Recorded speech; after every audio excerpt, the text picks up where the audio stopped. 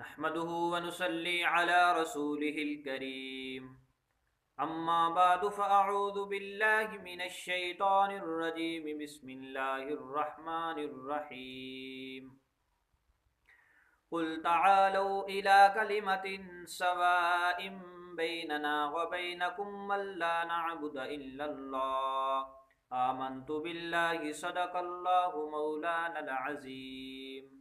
معزز سامعین، السلام علیکم ورحمۃ اللہ وبرکاتہ۔ ہمارا سلسلہ چل رہا ہے بائبل سے عقیدہ توحید کا ثبوت۔ اس کا عقیدہ توحید درست عقیدہ ہے، صحیح عقیدہ ہے۔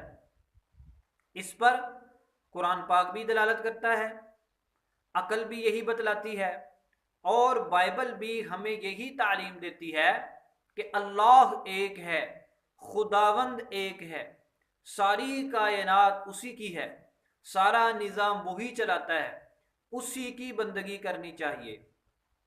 اور یہی عقیدہ، اسی کو عقیدہ توحید کہتے ہیں، اور یہی عقیدہ قرآن سے، عقل سے، بائبل سے ثابت ہے۔ ہم بائبل سے دکھلاتے ہیں تاکہ ہمارے مسیحی بھائیوں کو پتہ چل سکے کہ جو عقیدہ ان کے پادری ان کو بتلاتے ہیں وہ صحیح عقیدہ نہیں ہے، بلکہ جو مسلمانوں کا عقیدہ ہے، عقیدہ توحید، وہی درست عقیدہ ہے، اور بائبل نے بھی ہمیں اسی کی تعلیم دی ہے۔ ہمارے سامنے بائبل ہے، عہد نامہ قدیم، کتاب استثناء۔ آپ کتاب استثناء کا باب نمبر 10 کو لے اور آیت نمبر 12 دیکھیں۔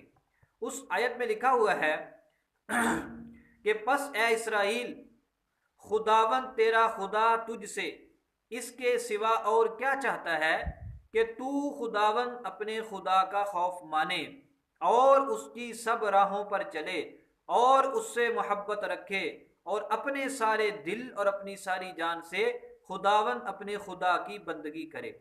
یعنی اے اسرائیل، تیرا خدا تجھ سے یہ چاہتا ہے کہ تو خدا کا خوف مان، اس کی راہوں پر چل، اس سے محبت رکھ اور اپنے سارے دل، اپنی ساری جان سے اپنے خدا کی بندگی کر۔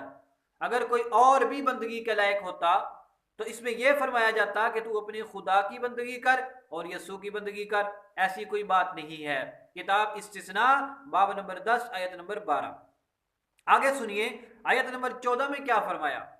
دیکھ، آسمان اور آسمانوں کا آسمان اور زمین اور جو کچھ زمین میں ہے، یہ سب خداوند تیرے خدا ہی کا ہے۔ کتاب استثناء باب نمبر 10 اور آیت نمبر 14 ہے۔ یہی ہماری کتاب قرآن پاک میں لکھا ہوا ہے، للہ ما فی السماوات و ما فی الارض، جو کچھ آسمانوں میں ہے، جو کچھ زمینوں میں ہے، سارا کا سارا اللہ کا ہے۔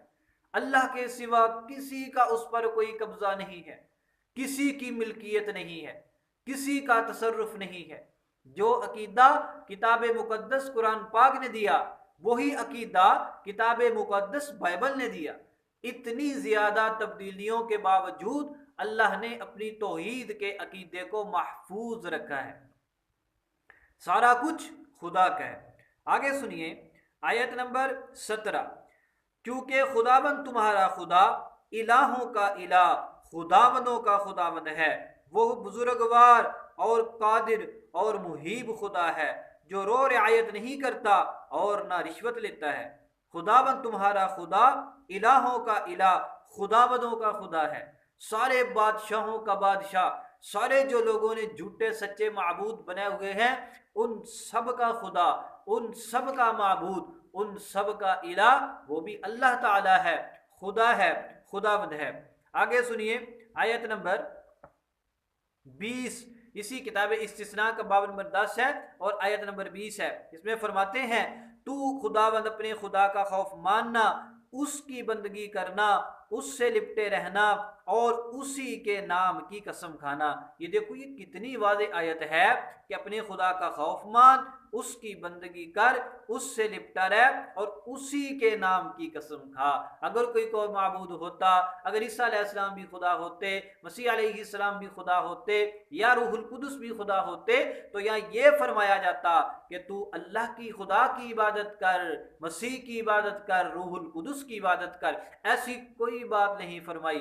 اگلی سنیے، آیت نمبر 21 ہے اسی باب نمبر 10 کتاب استثناء کی، وہی تیری حمد کا سزاوار ہے۔ سبحان اللہ، وہی تیری حمد کا سزاوار ہے۔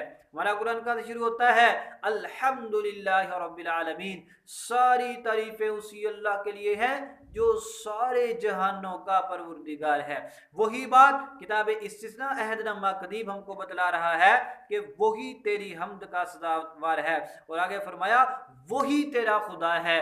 پادریوں اور سمیع سمسن چوڑے، غور سے سن، اور دوسرے پادری بھی اپنی عوام کو دھوکہ دیتے ہو، ان کے ساتھ فراڈ کرتے ہو، ان کو دھوکے میں رکھتے ہو، انشاءاللہ مسلمان تمہارے دھوکے کو نہیں چلنے دیں گے۔ یہ دیکھو کتنی واضح آیت موجود ہے۔ تم کس بنیاد پر کہتے ہو حضرت مسیح علیہ السلام بھی خدا ہیں، روح القدس بھی خدا ہے؟ نہیں نہیں نہیں نہیں نہیں، حضرت نے کیا فرمایا؟ وہی تیرا خدا ہے، یہ نہیں کہا وہ خدا ہے، نہیں، وہی تیرا خدا ہے۔ اور آگے فرمایا جس نے تیرے لیے وہ بڑے اور ہولناک کام کیے جن کو تو نے اپنی آنکھوں سے دیکھا۔ اللہ اکبر اللہ اکبر اللہ اکبر۔ کتاب استثناء باب نمبر 10 اور یہ اس کی ساری آیات آپ کے سامنے پیش کی گئی ہیں، آپ کو یہ بتلانے کے لیے کہ خداوند خدا ایک ہے، اسی کی بندگی کرنی چاہیے۔ زمین و آسمان ساری کی ساری چیزوں کا مالک وہی خدا ہے، اور فرمایا وہی تیرا خدا ہے، وہی تیرا خدا ہے۔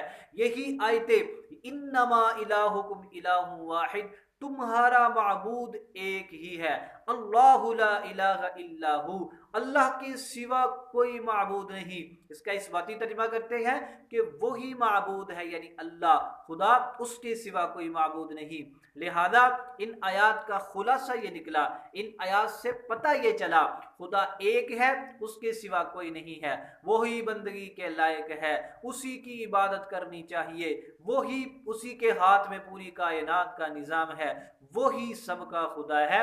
یہی عقیدہ توحید ہے جس پر الحمدللہ مسلمان کاربند ہیں۔ اس لیے پیارے عیسائی بھائیو، تم بھی عقیدہ تثلیث کو چھوڑ دو، عقیدہ تثلیث باطل ہے، عقیدہ توحید کو اختیار کرو جو بالکل حق عقیدہ ہے، جو تمہیں قرآن نے بتایا، جو تمہیں بائبل نے بتایا ہے۔ اللہ تعالیٰ ہمارے تمام مسیحی بھائیوں کو ہدایت عطا فرمائے اور انہیں اسلام قبول کرنے کی توفیق عطا فرمائے۔